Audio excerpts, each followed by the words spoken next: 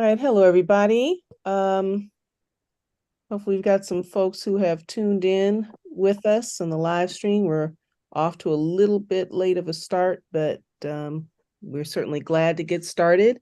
And of course, our topic tonight is Capoeira, Angola, and we are looking at understanding and preserving Black martial arts in the context of art in the world we want, right? Art in the world we want, looking at, these different forms of cultural production, and the role they play in our thinking, the social function they play, um, and kind of in our day-to-day use in the context of our ongoing series, Creating the World We Want, where we're looking at those 9 areas of people activity and how each of those areas is pertinent to creating a just world, right?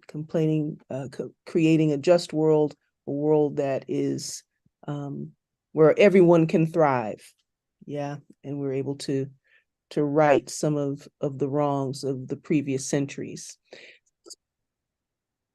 We are so pleased to have join us Professor James Simmons. And forgive me, I'm a little flustered and remiss. Before we begin, we acknowledge that any work that we do on the unceded territories, for us in the Los Angeles Basin, of the Tongva people, who are still in a ongoing and protracted, focused, and victorious work. I'm not going to even call it struggle, resistance and work, to preserve their culture, cultural identity, and to bring that culture and understanding, those ways of knowing, to bear on solving the problems of their own communities and solving the problems of settler colonialism, confronting the problems that all peoples of the world are trying to solve, and doing that from their own cultural perspective. And so we, as African descended people in Jogo Collective, always acknowledge and recognize that we are fighting our resistance struggle on the lands of occupied people, okay, with whom we are in uncompromised alliance. Okay. And so we are now ready to welcome our guest. And James Simmons. Yes. Yes, you are Mr. James Simmons. And James Simmons is pardon me, I'm getting my screen together. This is difficult. All right. James Simmons is a professor in the Department of Africana Studies at Cal State Northridge and an activist attorney. He is a martial arts instructor in the discipline of capoeira, having trained with masters in the Angola tradition for over 15 years. He is also proficient to instruct in Kali, kickboxing, and Kamau, kung fu arts. Moreover, James is a political activist who has worked for human rights and self-determination of oppressed people and against their exploitation and abuse over the last 5 decades. A key part of James' resistance work is training and organizing community members for personal and collective defense. And so we are always pleased to have you, James. Thank you again for agreeing to come and give us this really wonderful capsule and this really kind of intensive focus on Capoeira Angola. And so we're starting a little late. And you have a lot to cover. So we're gonna try to dive right into it. And if we can start with that overview and history of the derivation of Capoeira Angola. Okay, first, thanks for inviting me. It's really good to be here once again.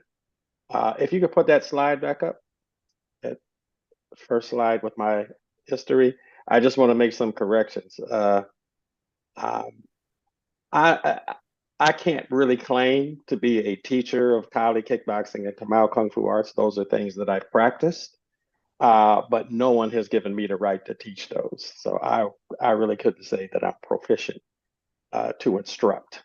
That will get me beat up. We don't want that. My mistake, y'all. No, My mistake. I get lumps in my head and bruises on my body. Uh, I've been training under Mestre João Grande, one of the most, if not the foremost, practitioner and teachers of Capoeira Angola since 2002.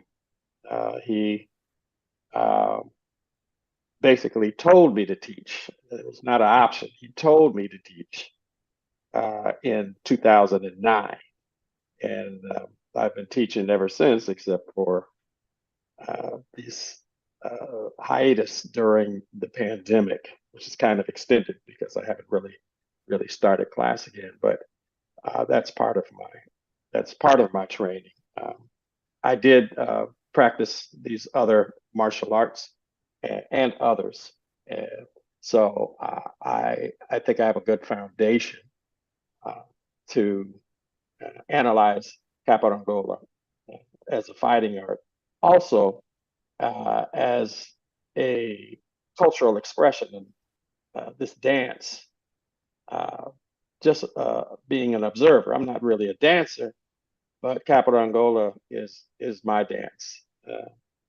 It shares so much, so much with uh, the dances and the cultural expressions in the United States and the Caribbean and other parts of the African diaspora. So it is truly a Pan-African art. It is misunderstood, sometimes vilified, sometimes marginalized, sometimes uh, it's like it's a game, but is it a fight?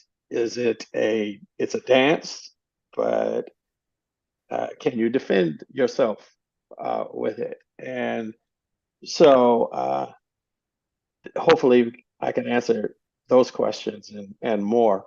Uh, this forum is a good one for me because it is helping me trying to develop a class to teach at Cal State University Northridge in collaboration with other professors, a class for the kinesiology department, and hopefully to cross list with the Africana Studies, uh, and the music departments, because capoeira is all that. It is a multi-dimensional art, and I guess the next slide. There was a documentary put together some time ago called "Fighting."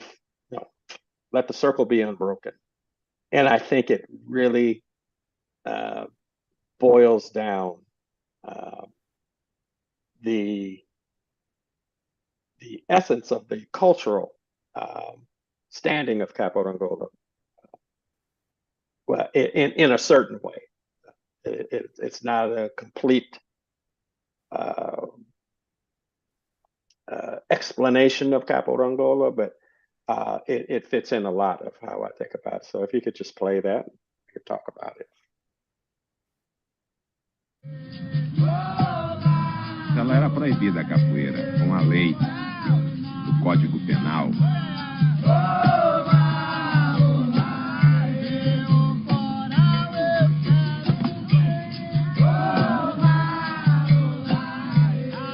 Isso foi uma vida muito agitada, ainda mais por capoeira. Eu fui preso. Aqui ninguém gostava de mim por causa de capoeira, nem meus parentes. para o mundo inteiro, para vocês que estão aqui me entrevistando. Vocês vão levar isso aí para o mundo e o mundo vai ter que saber que nós não temos ajuda de ninguém. E quando a gente fala, a gente é oprimido, a gente é odiado.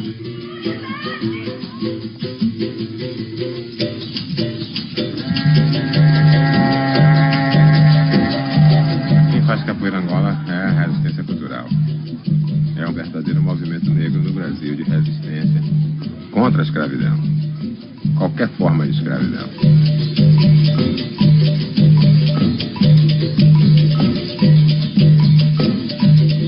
Então, se você também tira a cultura de um povo, o povo passa realmente a não viver.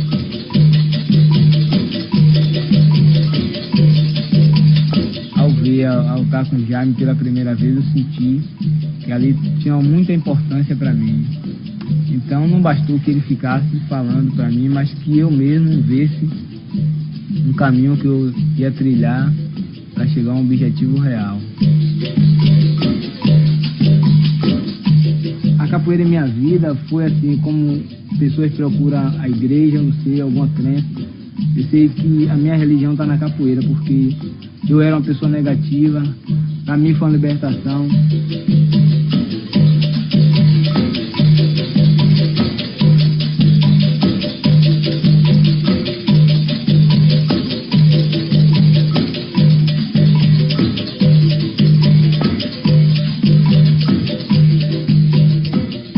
O que está na mente, na memória, só apaga quando o cara morrer, se ele não passar para outro. Mas se ele passar, vai passando de geração para geração.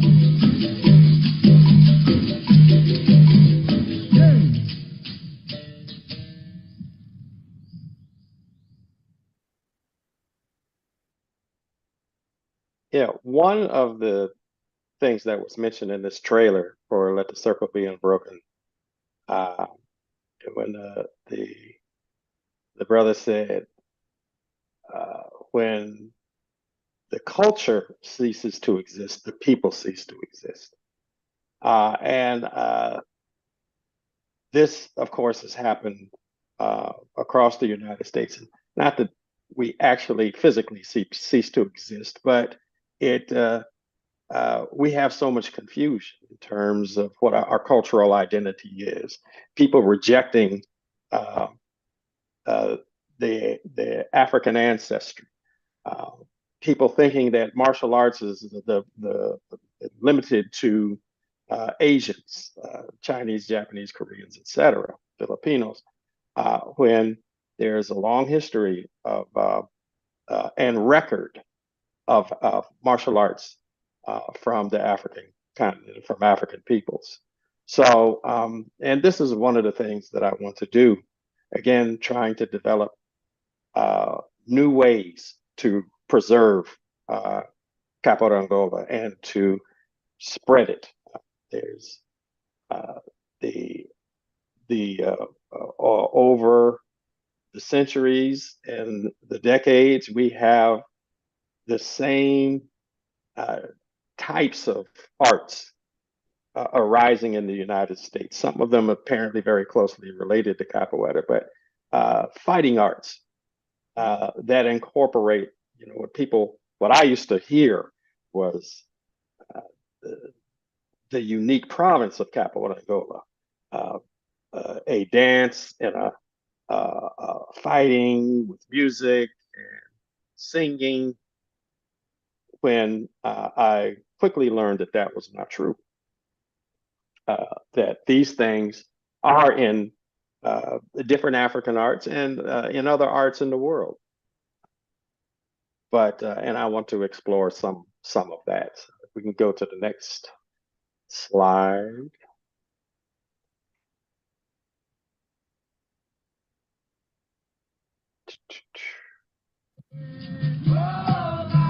Ela era proibida a capoeira com a lei.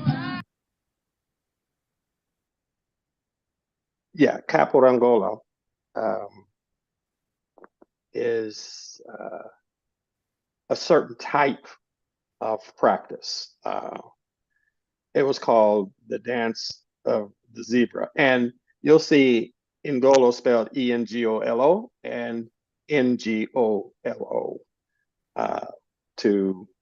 but they're talking about the same art. So this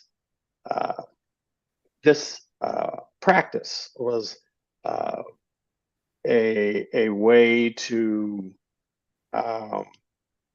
like a rite of passage, a way to uh, uh, arm and develop young men at the time to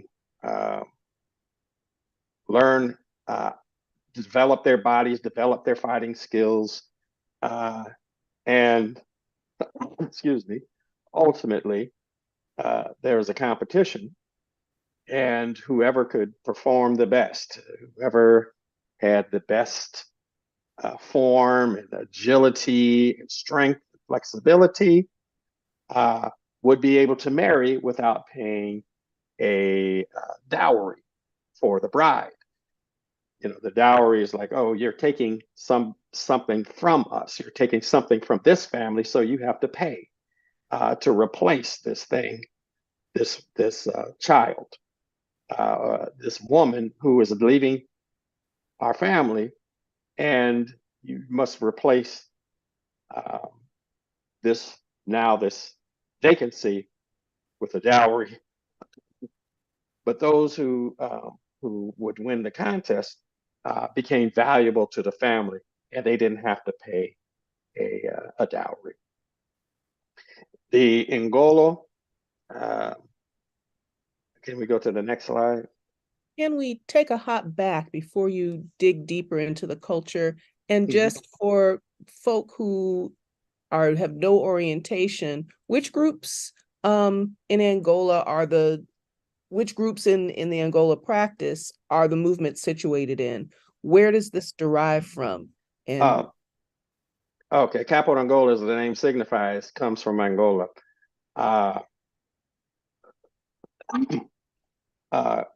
And it's a practice that comes from Congo. Again, Dr. Fukiao Bunseke talks about it, and you'll see and hear him talk about it later, but it comes from Congo, Central African tradition. You'll see the movements in West Africa, Central Africa, excuse me, but it developed out of Congo. So the particular practice, the Ngolo came from near the Cunene River in Angola, but you will also find similar representations in Cote d'Ivoire. You can find same kind of movements in West Africa. Again, there's this cultural continuity. My Mestre João Grande, again, wrote a song called, and basically the lyrics go, Saí do Congo, passei por Angola, cheguei aqui hoje, quero viajar Angola. So it came from the Congo and passed through Angola. And then now it's here, and you want to play Angola. And we call it play because capoeira, the way you would use it today, is as a game. It develops fighting skills, but it's not a fight. Capoeira is not a fight. It can be used ultimately in training the body and the mind and the reflexes for a fight. But itself, it is not a fight. But you'll find it in Angola. And in Brazil, there's this argument of where did capoeira arise? They said, no, it did not arise in Africa. It arose in Brazil, in the senzalas, where Africans were housed during the time of enslavement, or in the quilombos, with those runaway communities. But according to the history, as traced by the author of Fighting for Honor, this book, you can't see it. but Fighting for Honor, The History of African Martial Arts Traditions in the Atlantic World by T.J. Dash-Obi, who is a professor of history at Baruch College in New York. It is most certainly derivation. Capoeira is or a descendant of the Ngolo and maybe other arts, but it is certainly an African thing. And as my master said, coming from Congo, passing through Angola. And several people from Congo, Congolese people, have said, yeah, this is what we do at home. But just like other martial arts and the cultural practices, some of the oldest martial arts on the planet Earth, inscribed on the pyramids, is Nuba wrestling. It almost disappeared because of the wars in present-day Sudan. The tradition of the Ngolo, I'm sure, no doubt, was greatly harmed by the decades-old fight against colonialism, imperialism, Portuguese occupation of Angola for hundreds of years. And so it did not naturally come about this way. It was affected by these negative factors. So it would certainly look different than it did 2, 3, 4, 5 centuries ago. But as in the United States, you have, again, representations that have changed because of the forces of oppression. There are some who talk about capoeira in Brazil, and then there are people who say, well, the Tupi Indians created capoeira, or again, it was created, it was a multiracial art, and the Portuguese had a hand in it, and other people had a hand in it. And it's been said the only thing the Portuguese have added were the language. Portuguese is the dominant language to sing capoeira songs that talk about capoeira, and oppression. The oppression that came about oft times. And the most common story you hear is, well, the enslaved Africans developed capoeira to disguise their martial arts skills. And that's, I think that's almost silly. And they might have emphasized that at times, but you can clearly see capoeira is a martial art. It has its basis in martial art. When you see a kick going past somebody's face, or a sweep or a headbutt, or those other elements of capoeira that could harm someone, it's very clear that it's not just a dance. Mm-hmm, mm-hmm. The outlawing of capoeira and other African practices came about not just because it was African, because it was dangerous. People who used it to fight, and if not against the oppressor, against each other. This is something that I believe commonplace. And for centuries, capoeira had been outlawed. When there's a document, basically a police report, where there was a young man who grew up and he was a good worker. He was enslaved, an enslaved African man, and he was a good boy. And his owner would rent him out, of course, just like they did here, like a contract worker. But he started staying out and he wouldn't come home on time. And then one day he didn't come home at all. And the police finally arrested him because there was a murder. Capoeiras, what they were called at the time, capoeiras got into a tussle. Someone was killed. They arrested him. He was acquitted of the murder, but he was convicted of performing capoeira. Mm-hmm. He was the capoeira at the time, and they called what these capoeiras did capoeira. And he was fined, convicted, and punished with 500 lashes. And then he was to work for 2 years for the state.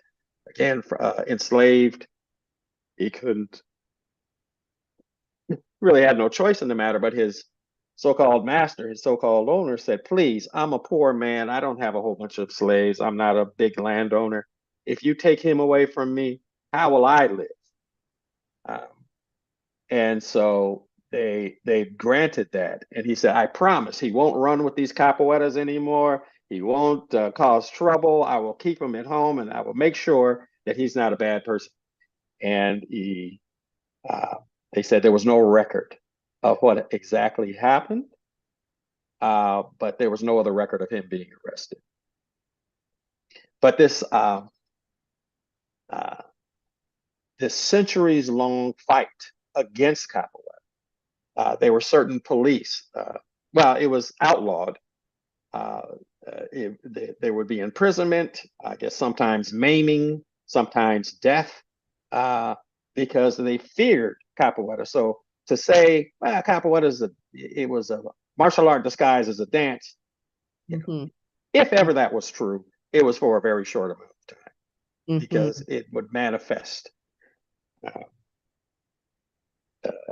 as a fight eventually. And again, just looking at it, you could pretty much tell. Can I see the next slide? So most of us know who Queen Nzinga or Njinga is. Her troops, the Imbangala, were very fierce warriors. Sometimes they would appear on the field and everybody would run. They didn't go to war with shields. I mean, they had the spears and the bows and arrows and the rocks and the other missiles, but they didn't go to war with spears. They practiced what is called the Nsanga.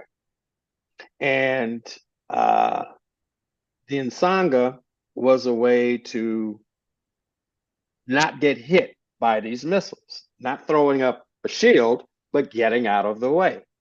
And we're going to talk about this getting out of the way, but that's what capoeira is. Getting out of the way. Your defense is not getting hit. It's not throwing up a block. It's getting out of the way of the hit. And so there's a record of a missionary, Father Lorenzo, in Central Africa in the early 18th century. And he said, some of them commenced to sangat, that to make contortions to demonstrate their force and dexterity. Now, Father Kavazi recorded a training in Sangha involving the Imbangala Queen Nzinga in her late 70s and her captains. Said the captains were covered with furs, armed with bows and swords and hatchets. In the middle of them, Nzinga herself, now mind you, in her 70s, with swords and spears, made spectacular demonstrations of her ability. And when the priest complimented her on this, she responded modestly, sorry, Father, because I am already old. But when I was young, I yielded nothing to any jaga and agility and in the ability to wound, such that I was not afraid to confront even a group of 25 armed soldiers, except that they had muskets against which nothing will stop the destruction. But against other weapons, that is where you can demonstrate one's courage, agility, and valor. So Queen Nzinga, all over Africa, known as a warrior, known as a military tactician, who held off the Portuguese conquering her nation and her area. So even as a woman, a very most interesting character. But the fact that they didn't use shields, the Jaga, they were said to be cannibals, they were just horrible people, but they didn't use shields. So they used this Nsanga, again, which is capoeira. Which is one of the basis of capoeira. There were there are other stories where people said the same thing. Oh, you could basically defeat anybody. You can survive any encounter, almost any encounter, except maybe with guns. And even in the in Brazil, people like Visoro and Cobrinha Verde would be called mandingueiros. They had spiritual power, and we're going to see something, I guess, during this thing, during this talk, about how even bullets could be defeated. Now, it might be fanciful, it might be anything, but this is, again, the power of capoeira. So if people at least believe it, if it's not true. It's a great place to start. Yes, but people believe it. Can we go to the next slide?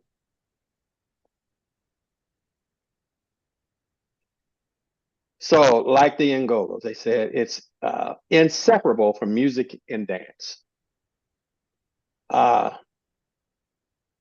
The Angolo taking place in a circle of singers, like capoeira, the potential combatants, which at times patrolled by a quimbanda, a ritual specialist, now it would be the mestre, or who holds the beating bow. Music began with clapping and call and response, sometimes rhythmic humming. They would dance to the music as they squared off, sizing each other up until one adept launched a kick or sweep at the other. The attack was defended by dodging or blending in such a way that allowed the defender to launch a smooth counterattack. Ideally, the two continue the cycle of attacks, defenses, and counterattacks in a smooth, continuous flow. And like other arts practiced by the descendants of Africans in this country, you know, when basketball was just a game, when Black folks got into basketball, it became something else. People started flying in the air. People started spinning around. When the Black people came into football, again, it was like a very brutal sport. What happened? People started spinning, breaking tackles, doing all kinds of stuff, and dancing at the end, you know, to the point where these people got so enraged, they started fighting people for dancing and celebrating. But this whole aesthetic of almost joy, yes, at a very difficult thing. When you see African dance, it's like, how the hell do they do this? They're sweating and grunting and flying in the air, getting low to the ground, which again, we're going to talk about. And they're happy. They're happy. Someone's, you know, capoeira is considered a healing art, but people's like, capoeira Angola hurts because you have to strengthen your body, and the pain is the weakness leaving your body. It's a very, very African thing. So when we talk about the origins, when we talk about the aesthetic, we can certainly see where it comes from. Now, can I share the screen? I want to show. And just to give you a time check, James, we are about 15 of the hour. Okay, so how much time do I have left? That gives us how much? 45 minutes left? Okay. Is that right? Or can I count? Yeah, 45 minutes. Okay. Okay, so here is, oh, I'm sorry. Let me make sure that I have, so I can share? Yes.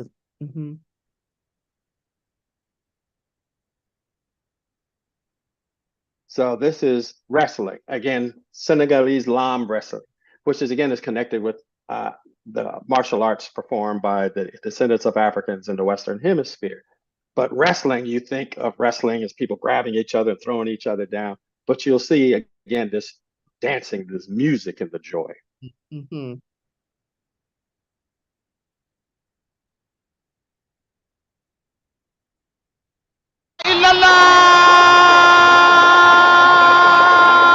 लल्ला गल गल Yeah, we're not seeing the video.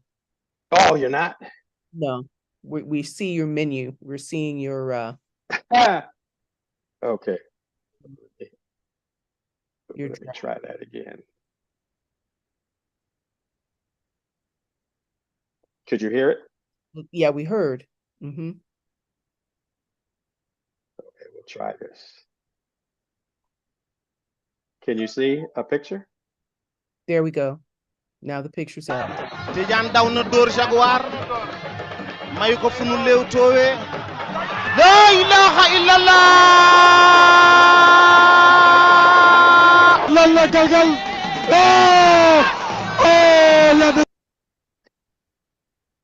So this is just, it's like, well, music and dance, yeah, it's part of it. That's part of African art, you know, even the martial arts. Mm-hmm. Mm-hmm. So this aesthetic that you find in basketball, that you find in dancing, Mm-hmm. that in African American dance, both the traditional ones and the new ones, Mm-hmm. sometimes extremely athletic, not all of them, Mm-hmm. extremely athletic, but a certain joy that others want to attain and emulate Mm-hmm. around the world. Okay. So can we get the so the Ngolo. Next slide. Like- Go to the next slide. I'm sorry.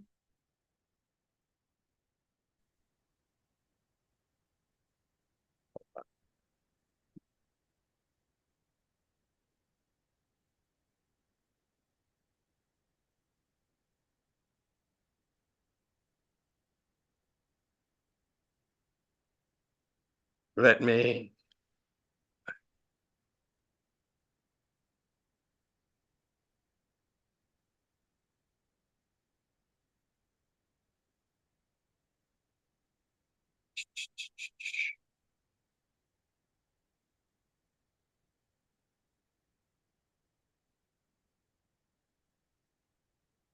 Well, let me. Okay, can you hear me? Yes, we can hear you now. Okay. Yeah, not my best microphone, but I guess it'll do. So the Ngolo was also referred to as the dance of the zebra. And you say, well, why a zebra? Why not a lion or a leopard? But that, again, goes into the cosmology of it. The Ngolo, the zebra was called an Ngolo. But so zebra, very powerful, can be very fearless, and not just a victim of the lion. Sometimes defeat the lion, defeat other predators. We have this idea of capoeira being played on the hands and the feet used to kick. What does a zebra do? Stands on its front hooves and kicks. So let me, okay. Let me, again, do a short video.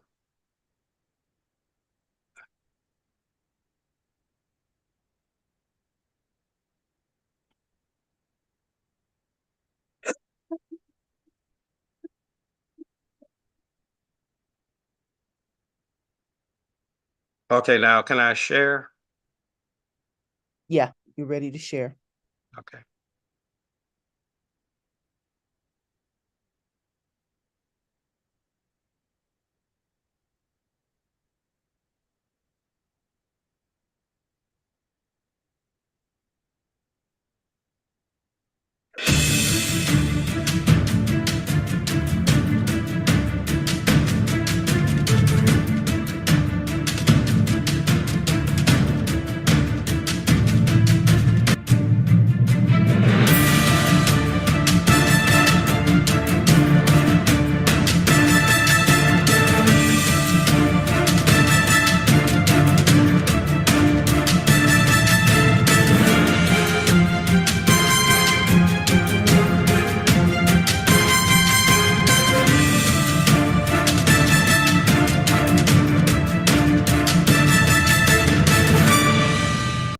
Hmm.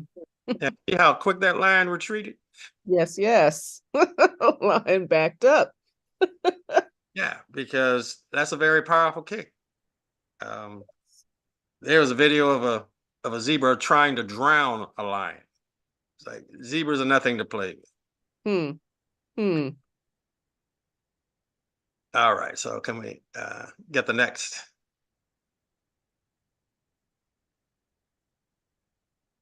So, and this idea in capoeira, we don't fight, we don't spar.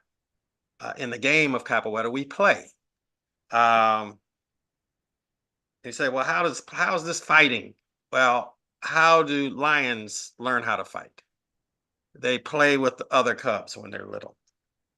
We've all seen dogs and kitties play, Mhm. attacking each other. This is how they develop their skill. And capoeira, the same thing. You play. What are the limitations of your body? Uh, what can you do? Can you stand on your hands? And my master says everybody's born with capoeira, but they lose it. They stop squatting down, they stop standing in their hands, they stop rolling, they stop all those things. You, Mhm. you see capoeira in nature. You see birds flying, and it's like they're playing.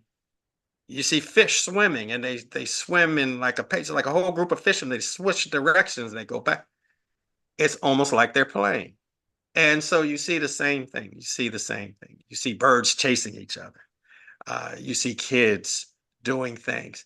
And so this is where the notion of play comes from. You see zebras playing, and this is how they learn to fight. They use their necks to wrestle, they use their hind legs and their front legs. They use their front legs to stomp and their back legs to kick. Very powerful kicks. I think anyone who has seen a horse kick someone, they don't just go ow, they fly across they fly 5-10 feet and are in Right. extreme pain if they're conscious. Mhm. Mhm. Okay, next.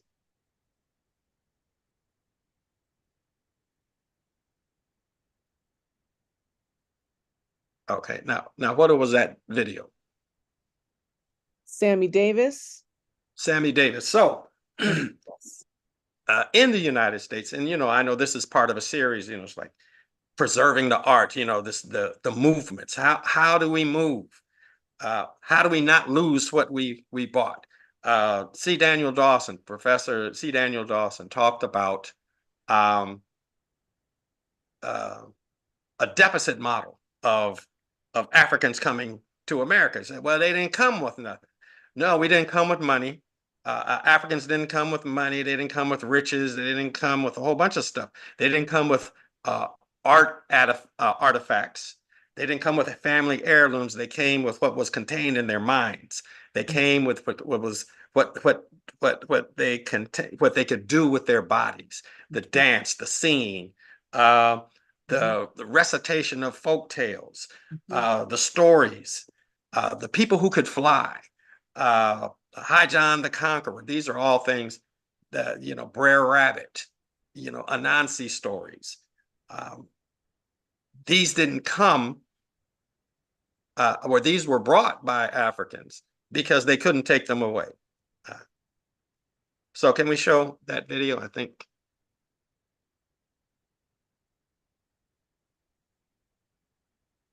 The video we were just about to see.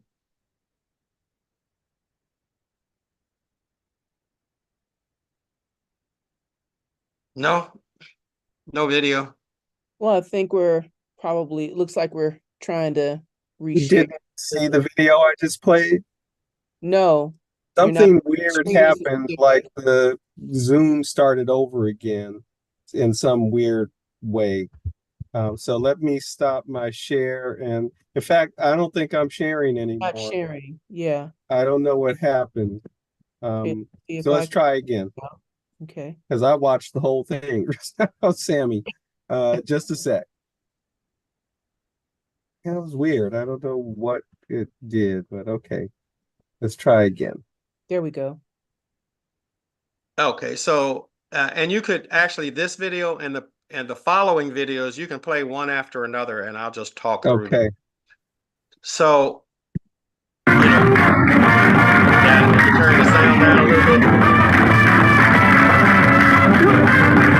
That's Sammy Davis Jr., the Bill Nasty Trio, his father and his uncle. Yeah, that spinning, that getting on the ground and doing stuff. This is Black Dance. Okay, well, you can go ahead and play this one also. This is capoeira in the 1950s in Brazil. Again, the throws, there are throws in capoeira. A lot of people are not familiar. They're called balaus. In more recent versions of capoeira, they're called something else. But they have been a part of capoeira and some of these other arts. So the next video. But you see a lot of hands on the ground. You see a lot of hands on the ground.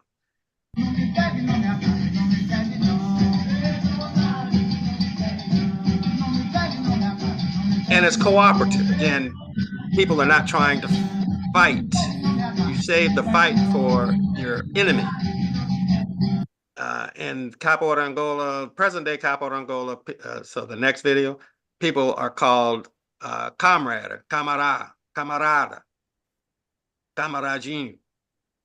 So this is a video maybe, you know, most people, I think, or a good number of people probably saw. So yeah, I can go ahead and start it. Hells are popping, and you'll see some of the same.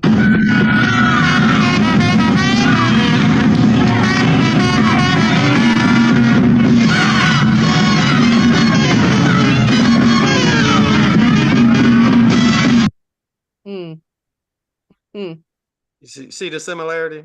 Absolutely.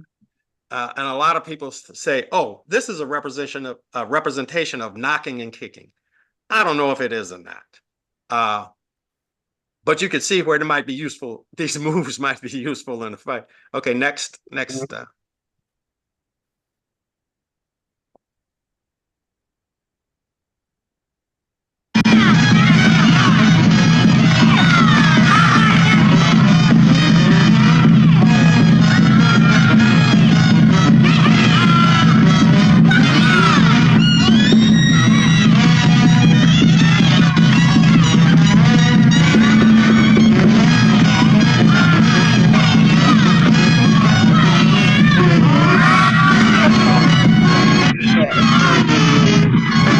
And notice the strength of the women.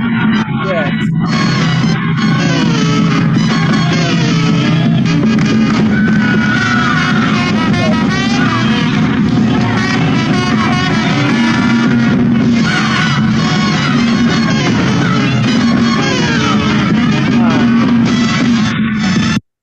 Okay.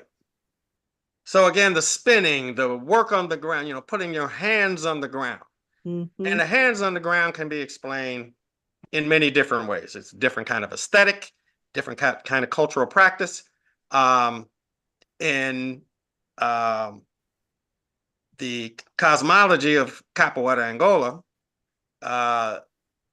this is a representation of being close to the ancestors. There's the Kalunga, the line between life and death, the you know, crossing the Atlantic Ocean from Africa, the land of life, to America, the land of death. You had to cross the Kalunga of the Atlantic Ocean.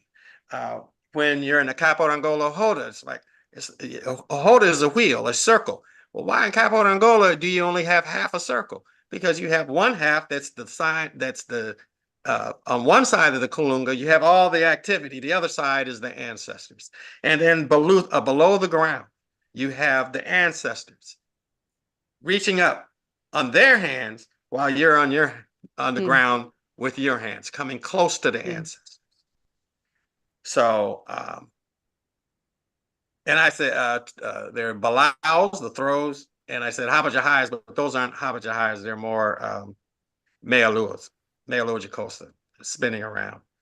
Now, this is a game, kind of a famous game between Mestre João Grande, my mestre, and Mestre João Pequeno, one of his comrades from Mestre Pastinha's academy. So if you could play that, and Mestre Pastinha talking. Não, ela não está proibida como luta, não. Ela está no íntimo do homem. Na hora que ele encontra o rival, ele então se manifesta com ela em ato de luta. Agora, quando estamos em ato de alegria, ela passa a ser dança. É a consideração de um homem para outro. Se eles têm a vocação, estamos em ato de alegria ou em festa, então nós jogamos ela com mais obediência, com mais técnica. Agora, quando passar o ódio, ela então vira também, modifica também para a luta. Em ato de alegria é para dança. E no ato do ódio, já sabe como é para violência. So again, this beautiful art. It's very beautiful, I think, right? Mhm. Yeah. And the But whole concept, it's really pretty. There's so many answers here. The taking the brutality out of combat is, where do you hear that? Mhm. As an essential part, and it is so humane. Just this kind of very profound pro-social ethic, even in the context of potential combat, or the notion of combat. It's really pretty. It's really Yeah. stunning. yeah, and training for combat. Now, Mestre Bimba, who we have to give credit for helping preserve Capoeira period because it was under such constant attack. It was constantly outlawed. And it was outlawed up until like 1932. Mestre Bimba opened up an academy with the help of his white friends and students and allowed Capoeira to continue to exist. But he said, well, he civilized Capoeira. Capoeira Angola is you can't fight with Capoeira Angola, but the people are vicious and they're killers. And he said he took Capoeira out of the clutches of the police. And he said, Capoeira Angola, they run around and stab each other. And the first thing they do is buy a gun. And even today, when I talk with people, like students, young students from Brazil, like at the university level, they say, oh, my parents told me to stay away from Capoeira because that's a bunch of no good, dangerous people. Wow. As beautiful as this art is. And you see, it's like, no, you don't try to hurt people. But you can get hurt.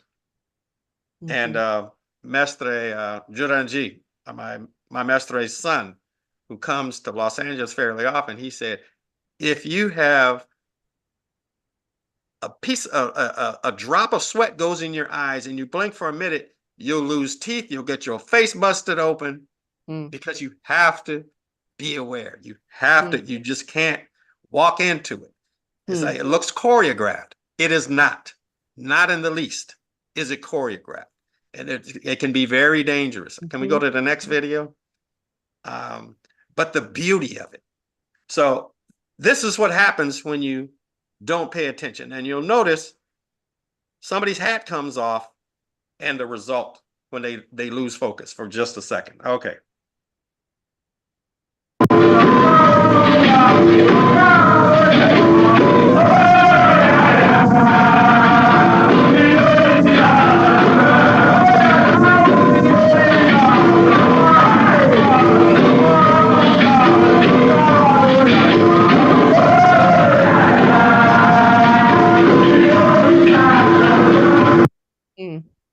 So this is why my son says he hates capoeira, because someone will knock your teeth out and you're supposed to shake their hand and act like nothing happened.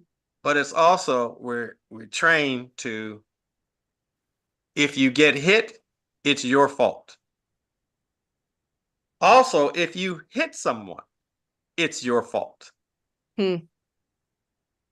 So this display here, you see what happened. His hat came off. He took his focus off of his comrade and wound up almost getting knocked out. So you have to stay, and your skill level has to be, and this is why if somebody has great skill and they're playing somebody who doesn't have so much skill, They're supposed to play to that person's level. Hmm. You're not supposed to just dominate them and embarrass them and shut them down. You train them. Okay, next video. Incredible philosophy. Mhm. And there's really in capoeira, no winner and no loser. And that's what people say. Hey, who won? I don't know. Who do you think won?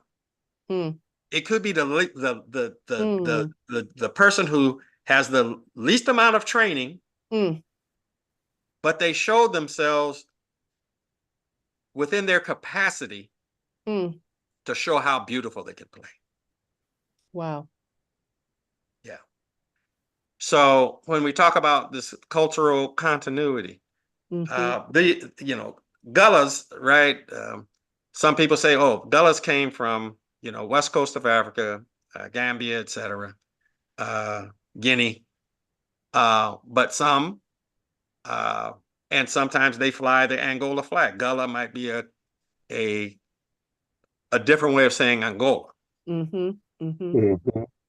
So when you listen to the song, we're going to hear a couple of songs.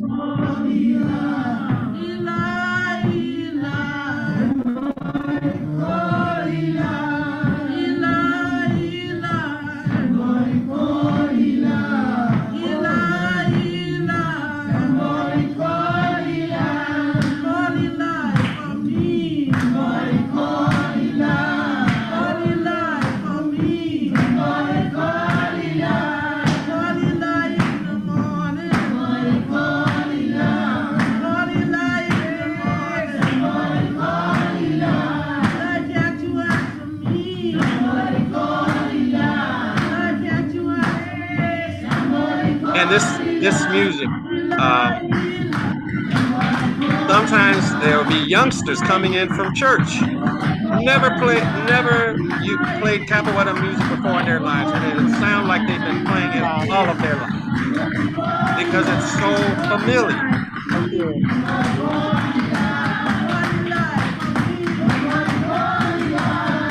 And again, the spiritual part of it.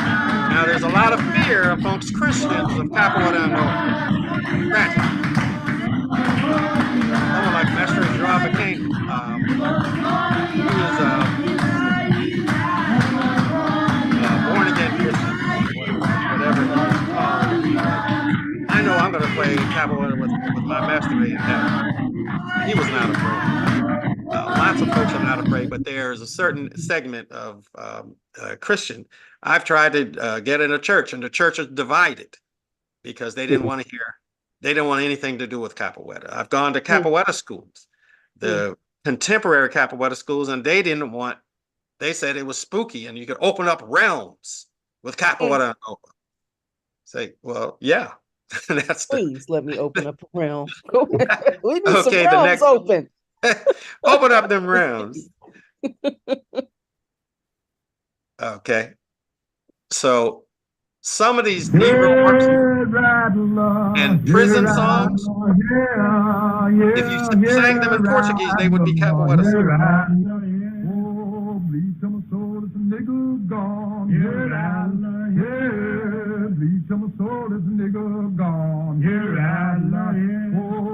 He went right through the corn. I hear it, James. I've heard enough capoeira singing, to hear those cadences and those tones and that very specific kind of flow. Yeah. So next video.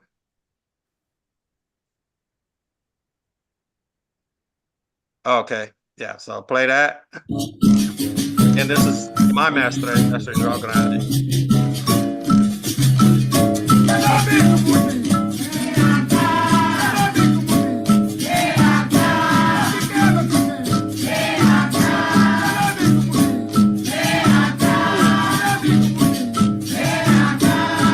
And if you've ever been to church, just before people start spinning around and slapping people and falling out, it's this kind of rhythm and this kind of repetition. And it's in capoeira Angola, that's part of it. Being in tune with the spiritual part of yourself and the ancestors, and letting spirit move. Okay, next one. Next video. All right. So this is, yeah, if you could turn it up a little, I guess. And the music dictates the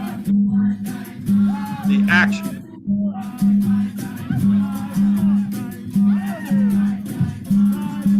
So this is a fast tempo. It's an aggressive song. It's about a little alligator, or not a little alligator, but a caiman, caima. It's like if you sing this song, it might get a little aggressive because you're talking about this alligator, this crocodilian. Okay, next.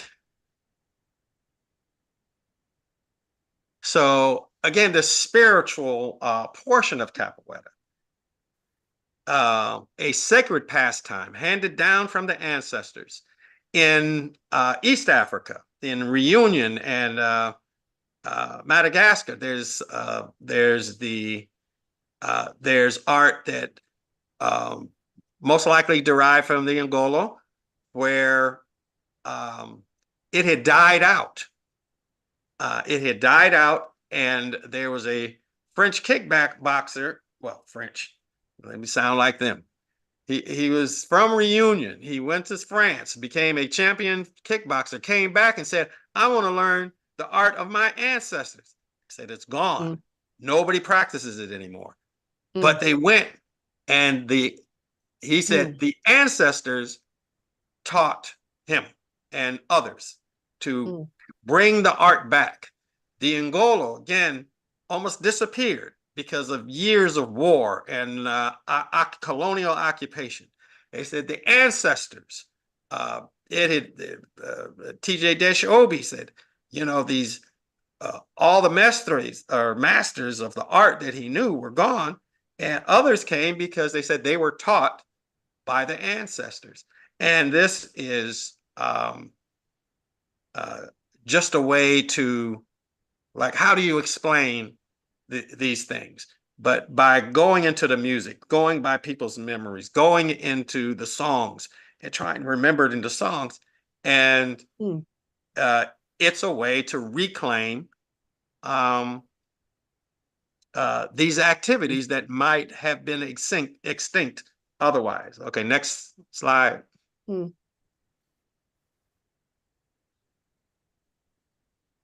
Okay, now what is it?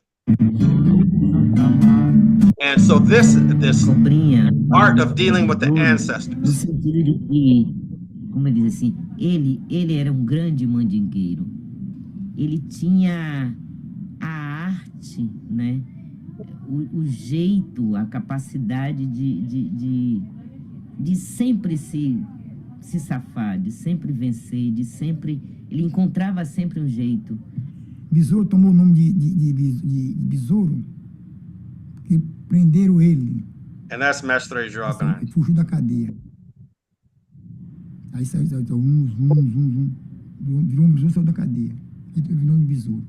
Mas que besouro, como a vez me disse que o besouro era um corpo muito fechado.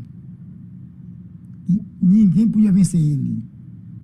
Um corpo fechado é ter o corpo preparado, é como que você, como dizer, ter o corpo marcado, untado. É alguma coisa que age no seu corpo, né, de forma a lhe dar uma proteção espiritual.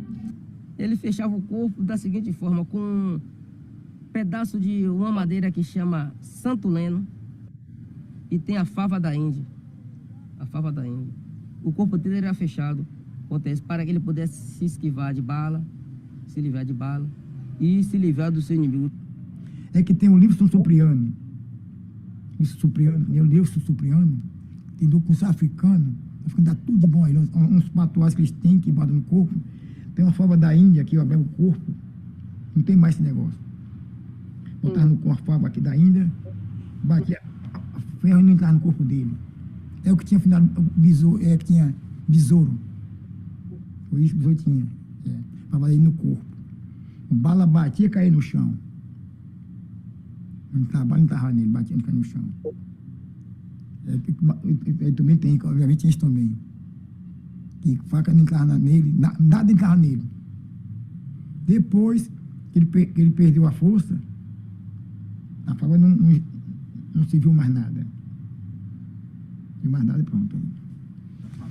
Eu acho que mandinga corpo fechado não é nada diferente da capoeira. A mandinga, o corpo fechado, é a capoeira em si. A capoeira é isso. Porque a capoeira, ela é como você vê o gato não sabe capoeira, mas o gato, ele tem o corpo fechado. Ele sente as energias negativas se aproximando dele. Por quê?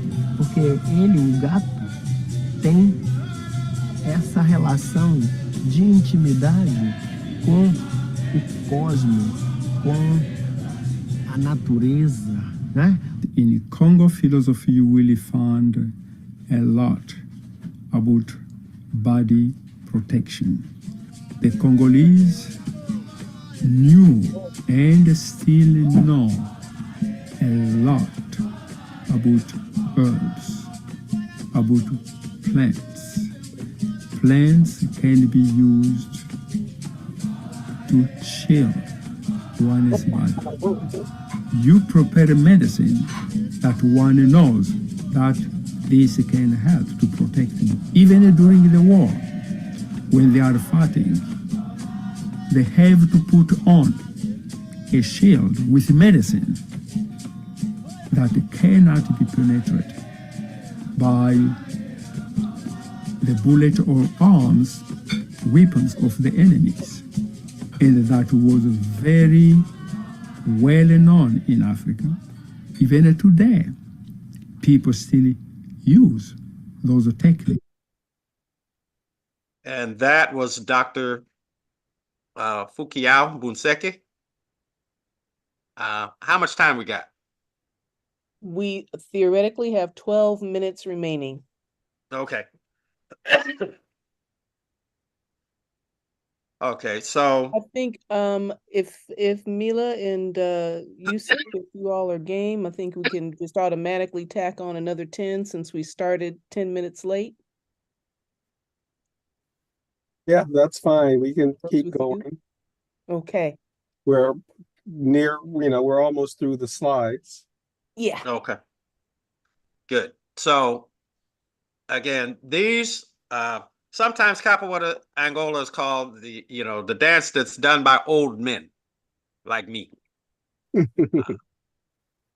Now you see what you have to go through. It's not an easy art. But even if you could barely move, you can do it. The respect is shown. But again, some of this and this cultural continuity. If you can play this and you'll see, again, just run through the videos and we can talk while we're running through the videos. So this one, Mestre Moraes and Mestre Brandao. Little old gray haired man.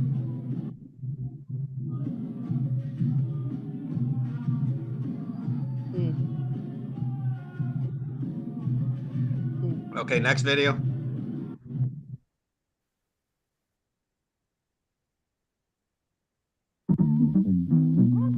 Again, this is from either the 30s or the 40s United States film. Mills Brothers. Same moves.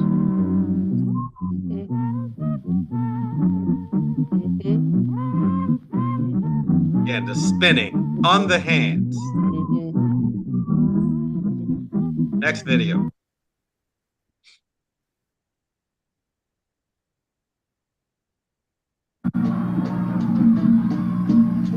So we're not going to watch this whole video, but this is Capoeira Angola Center, New York, Mestre João Grande in New York, and the Rock Steady crew, one of the more distinguished breakdancing crews in history. So you can see again, a lot of people say, "Oh, again, breakdancing came from capoeira." No, they just came from the same cultural space, same cultural history.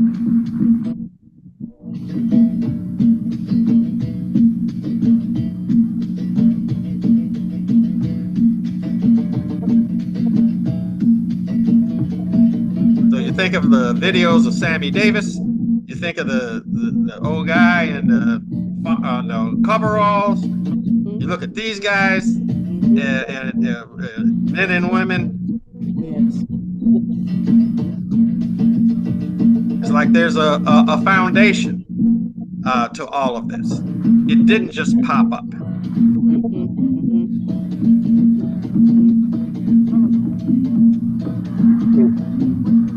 And again, being entertaining. And again, especially old school so-called breakdancing. Entertaining. It's nuanced. It's not just power moves. Yes. So now here you have someone from the Rocksteady crew, someone from Capoeira Center.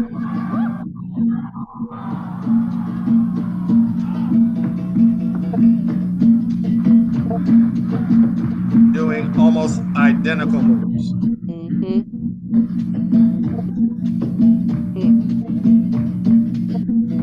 The headbutt.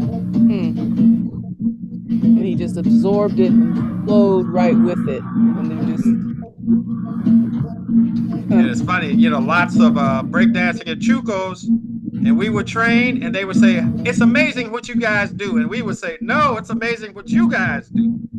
So amazing. Yes. Crazy Legs from the Rocksteady crew. Again, probably one of the more famous. Was asked about where breakdancing, did it come from capoeira? He's like, no, it did not come from capoeira. We didn't know capoeira. We never seen capoeira.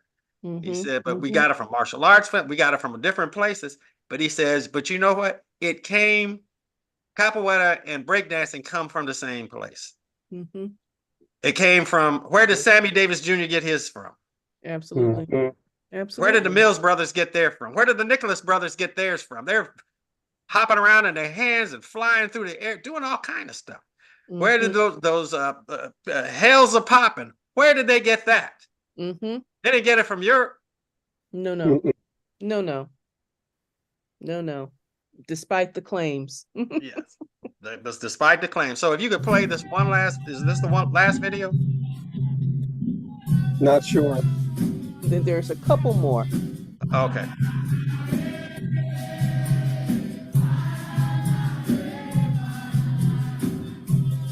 Can you turn it up a little? Now, this is a very important song in capoeira about the war in Paraná, where kind of like in Glory, where they had black soldiers, and here they had enslaved Africans. They say, we'll set you free if you win the battle. And they fought against the army of Paraguay without weapons. Now, not that the troops in Paraguay were well armed, but they went in with knives and capoeira. And so many people died, but they won. And so this is, you hear the tempo. Very solemn, very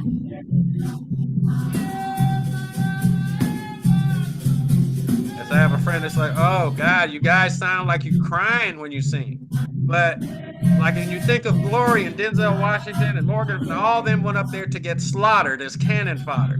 This is the same thing that happened at the Paraná River, Paraná.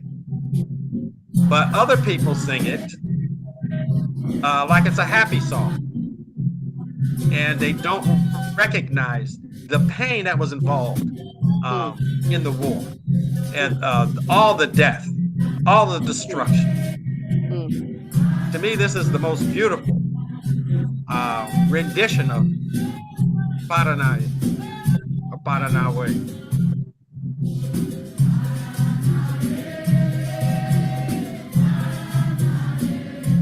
Okay, next.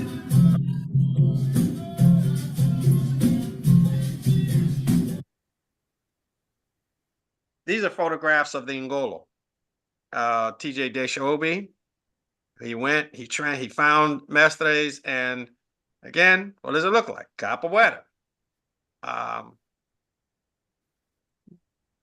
This first picture to the left is a Hastera. Capoeira primarily consists of kicks, sweeps, headbutts, and sometimes throws. So the first one is a Hastera. It's a trip.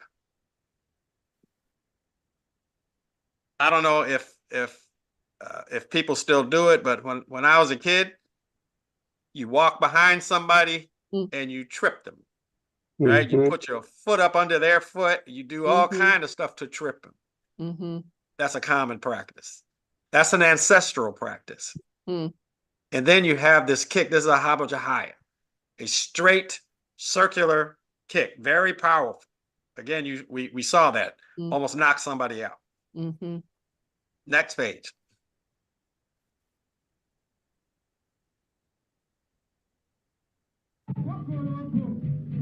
These are three mestres: Mestre Trahia, Mestre Valdemar, his teacher, and another. And this guy in the hat, that's Mestre Curio. Call him Curio Velho, old Curio. And you see how smooth this capoeira is. They said, oh, that's Mestre Bimba. Look how beautiful he plays. No, Mestre Bimba played Capoeira Angola, but he didn't play like this. And again, the control, the twisting, the turning, being on your hands, being on your head. And my father taught me stuff like standing on my head, what they call corta capim. And my aunt told me that they used to perform walking up and down stairs on their hands, doing that stuff. I don't even know if he knows that this, again, this is some ancestral stuff. But again, the beauty.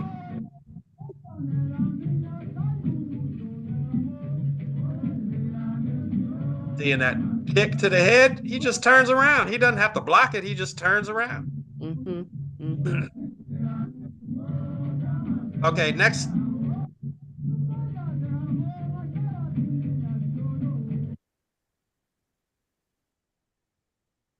Okay, skip this one. Go to the next one.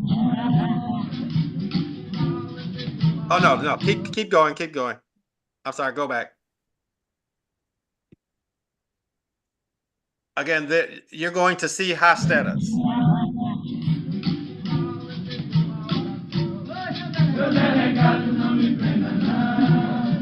So you see how much bigger. This is Mestre Jogo de Dentro, and that's, I forget his name, Mestre,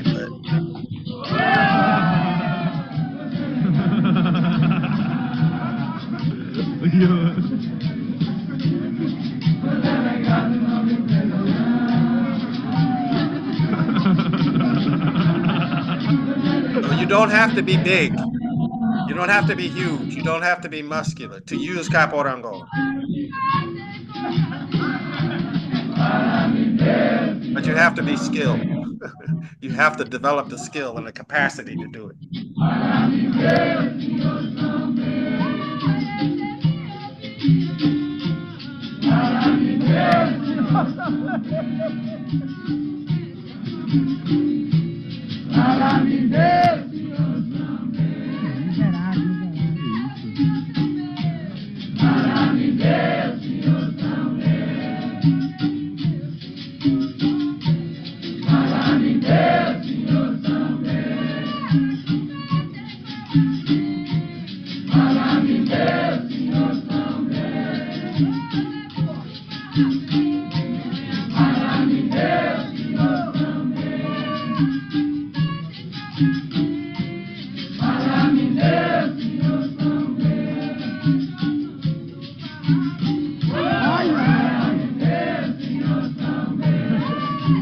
Okay, now can I share the screen?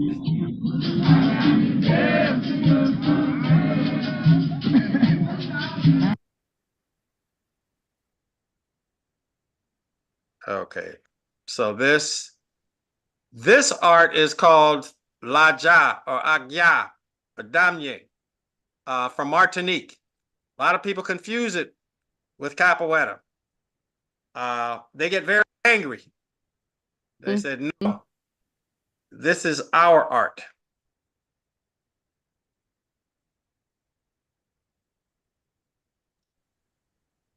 Found by Catherine Dunham.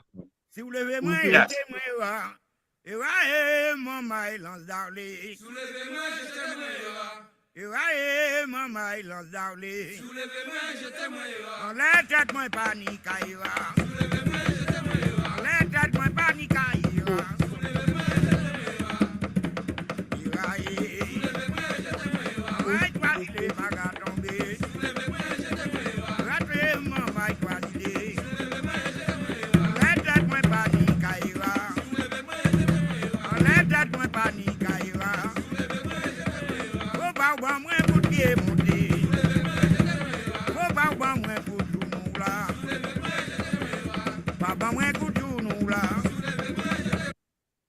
So that, and they ascribe their history, their legacy is from Ngolo and the Lam wrestling that we saw at the very beginning. So so it's very different from capoeira. It looks a lot the same, but it's very different. We don't wrestle in capoeira. But you see how people could be confused. Yeah.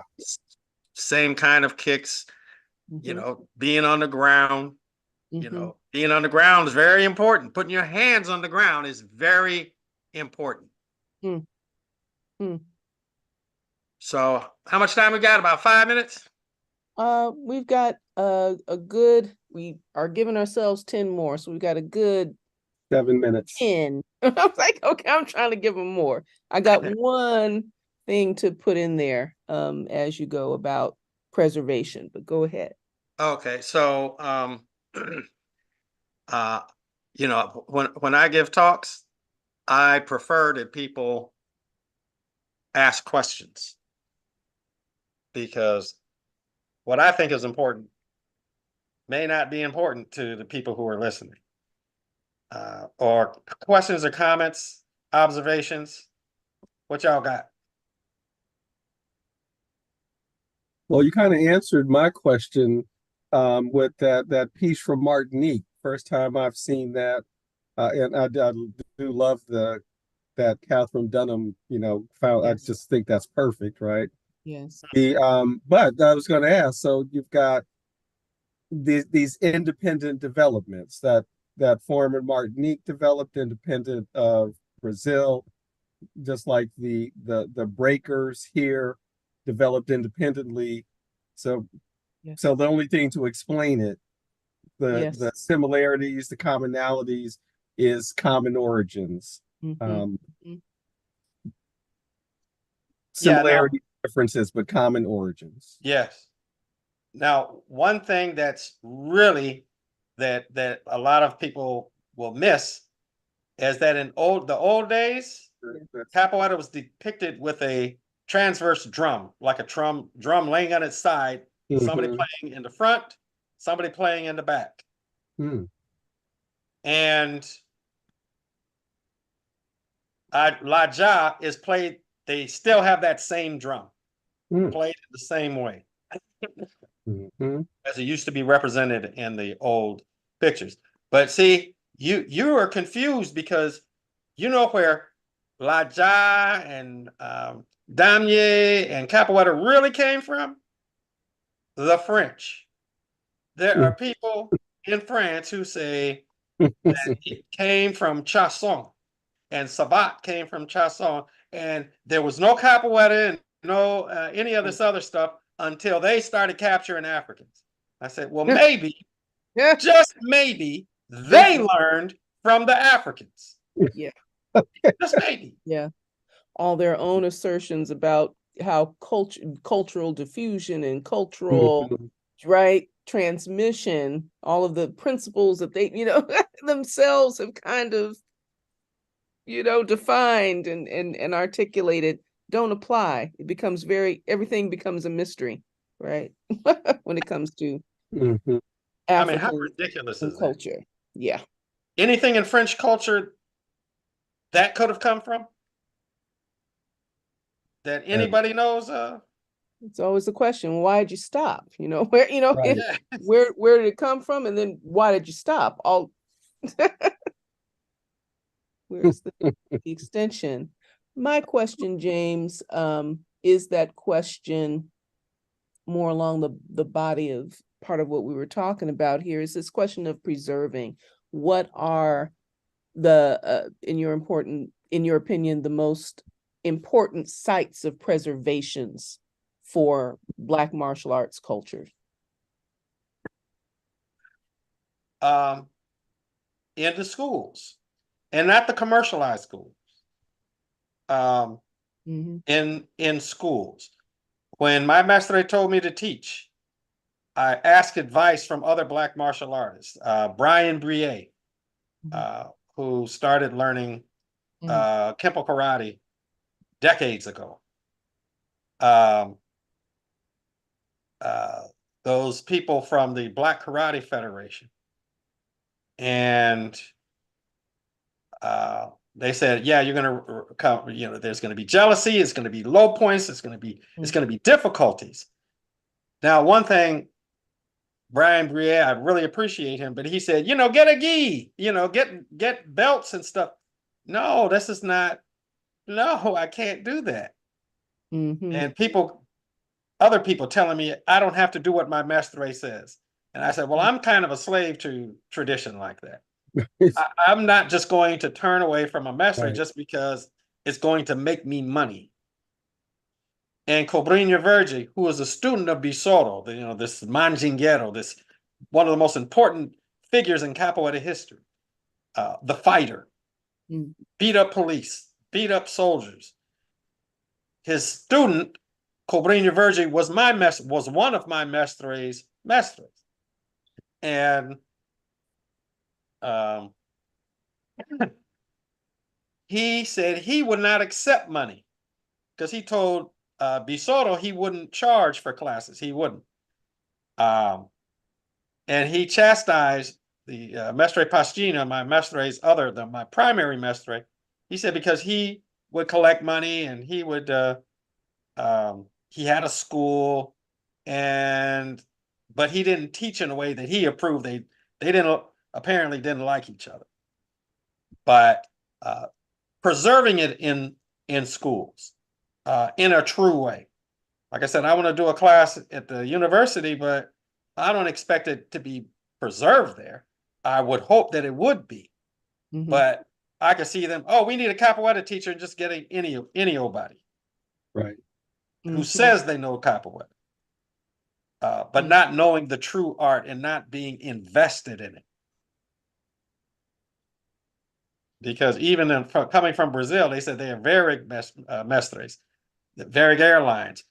They're just a student in Brazil. By the time they get on Varig Airline and land in the United States, they're a mestre.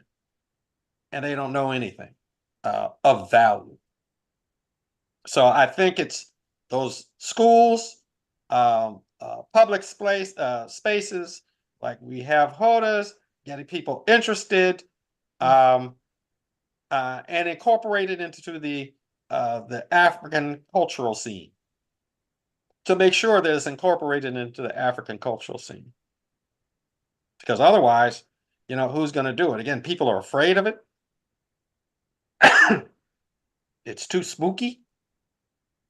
Wow. You open up rounds. It's not different when performing traditional dance. I mean, the brainwash, the propaganda, the demonization of our culture worked. It absolutely worked. So there, at the time that I was dancing, there were a lot of Black spaces where they didn't want the drum. You can't bring the drum in the church. Like someone might have wanted drumming at their wedding or at someone's funeral or whatnot, well, it'll have to be outside of the church. It'll have to be, Yes. you know what I'm saying? And we're talking about, we're talking about African culture. We're talking about Africanness and the importance, how important it was that there was some kind of deep repulsion sown, that anti-African repulsion. It's all over the culture. Yeah. So, keeping true to those fundamental parts of the culture. Again, recognizing what a Kalunga is and how you operate within that. Why do we put our hands on the floor? Why do we go upside down? Why do we kick like a zebra? Why do we sing songs like the Gullahs and the people from Angola? And they have the audacity to say, well, they call it Capo Angola not because it came from Angola, but the people who performed it came from Angola. Well, isn't that a hint? Isn't a difference? What the hell are you talking about? What the hell does that mean? Yeah, that's just wild. But that's what they say. So irrational. Just wow. And following the dictates of Amilcar Cabral, tell no lies, expose lies wherever they're told. And write about it, record it, talk to the old mestres, record the old mestres, even if you have to record it with a pencil and paper. What do they say? Yes. Decode it, break it down, sing the songs. And if you can't sing Portuguese, then sing those old prison songs and work songs. It's pretty much the same thing. Go to Angola, what do they sing? Go to Martinique, what are they singing? Yes, we got it. And they say Jamaica in Haiti, way up in the hills, people do something like this. In the United States, knocking and kicking, they say it's, that's why I had Nana stole my book. No, she didn't steal it. She asked for it. I gave it to her.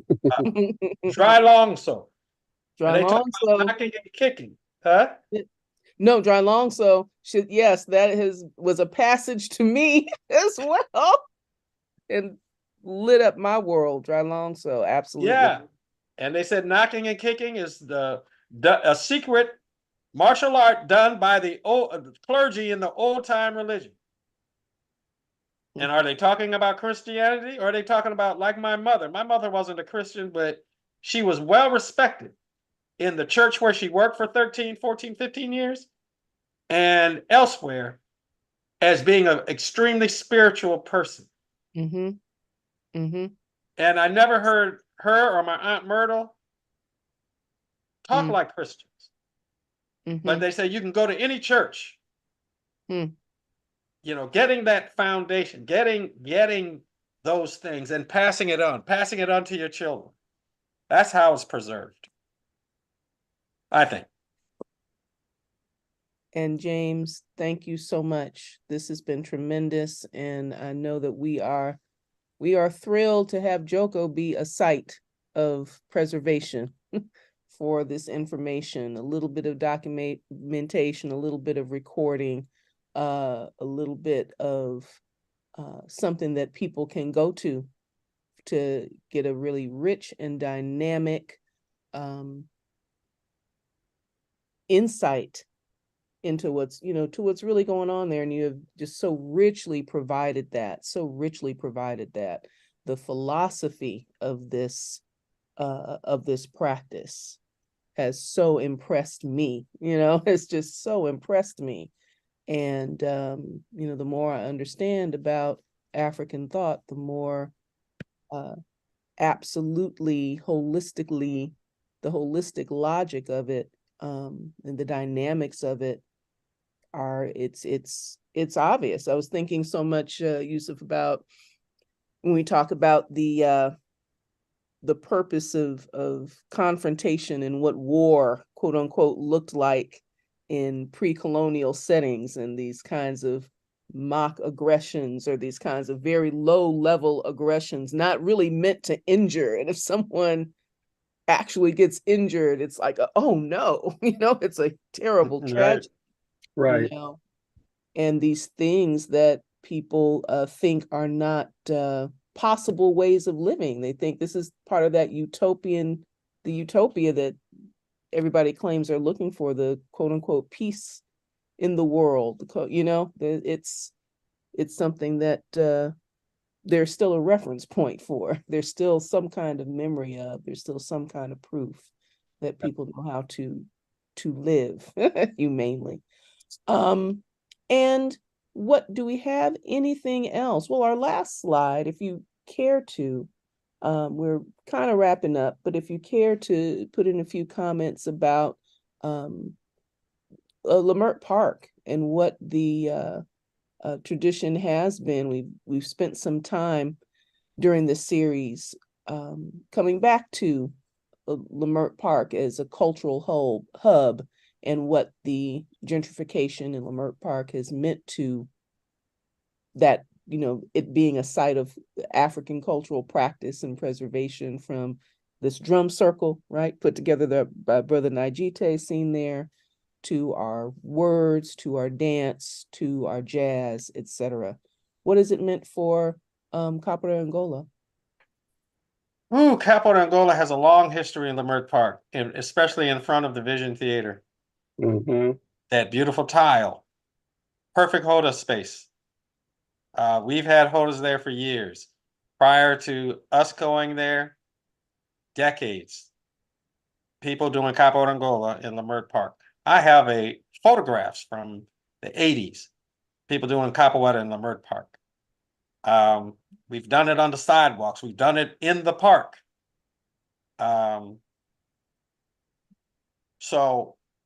And now people, this gentrification that's going on. My landlord got upset because I had a sign up and it said, it looked like it said F gentrification, but it wasn't spelled out. It was F-U-K with some stuff as for the C. And it said Negroes, it didn't say Negroes, but Negroes ain't going nowhere. And the landlord threatened to evict me. Wow. He said, that's causing problems and it's hostile. And I said, nobody here has complained about that sign because they feel the same way. We ain't going nowhere. And they've chased a lot of people out of my building. I'm not going to let them chase capoeira out of Leimert Park. And other people are starting to come. Now they run into the same problems, the drugs, the fighting, the crime, but I'm trying to find a solution to that. I'm hopefully within the next month, I'll be have this insurance situation straight and be training in Capo d'Angola in Leimert Park once again. Wonderful. Well, with that, let me thank you once again, James. Okay, thank you so much always for joining us and bringing all the riches that you always bring. Okay. Well, I love the Joko. I can't thank you enough for even maintaining it as it's maintained. I bow down. I can't right now, but I bow down. Much appreciated. Absolutely. And so anyone who has joined us or anyone who will go ahead and look this up and give it a try. Thank you so much for tuning in, and we look forward that it is edifying and expanding your world and your mind and your joy in your Africanness. Okay. Oh, let me say one more thing real quick. Yes. That what I've said is not orthodox. But I dare anyone to challenge with facts and evidence anything I've said. There you go. That's as good as it gets. That is a critical process. All righty. All right now.